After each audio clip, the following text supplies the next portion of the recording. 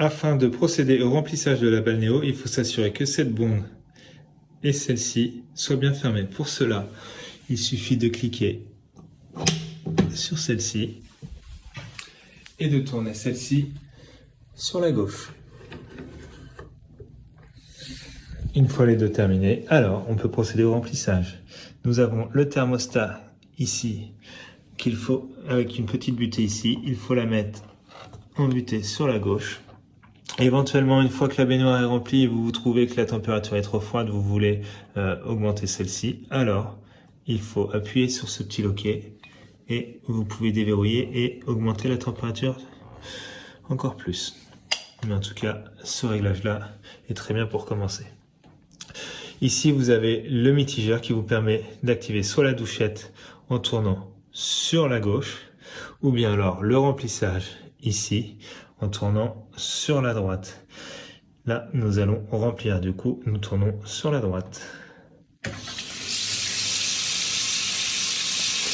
Ensuite, il faut attendre une vingtaine de minutes de manière à avoir le niveau d'eau qui arrive à peu près à ce niveau.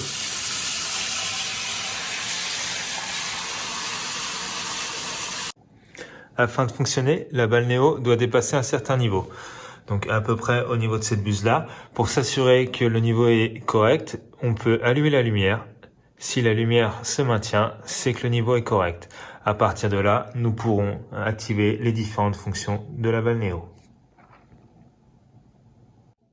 Une fois que les LED sont allumés, on sait que le niveau est bon. Du coup, nous pouvons activer les différentes fonctions. Ici, les dorsaux. Nous pouvons utiliser la fonction variable des dorsaux.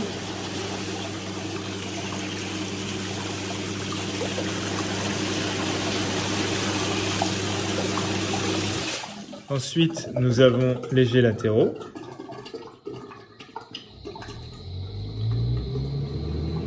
Qui se trouvent ici. Équipés d'un variateur de manière à faire varier la puissance.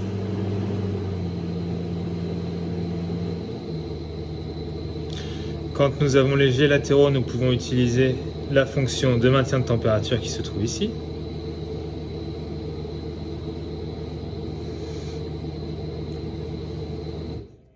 Et après, nous avons comme dernière fonction le jet d'air.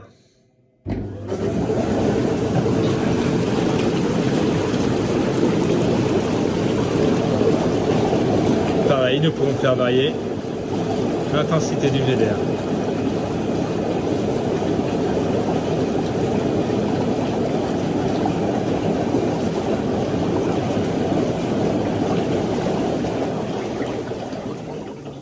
Voici les différentes fonctions. Ceci étant un écran tactile, parfois avec le doigt mouillé, il peut arriver qu'il faut presser plusieurs fois pour que la fonction soit détectée.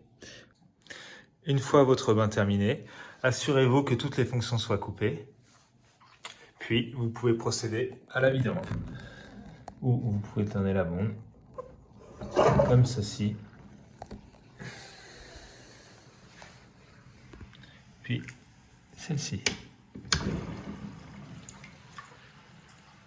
Elle se vidangera automatiquement.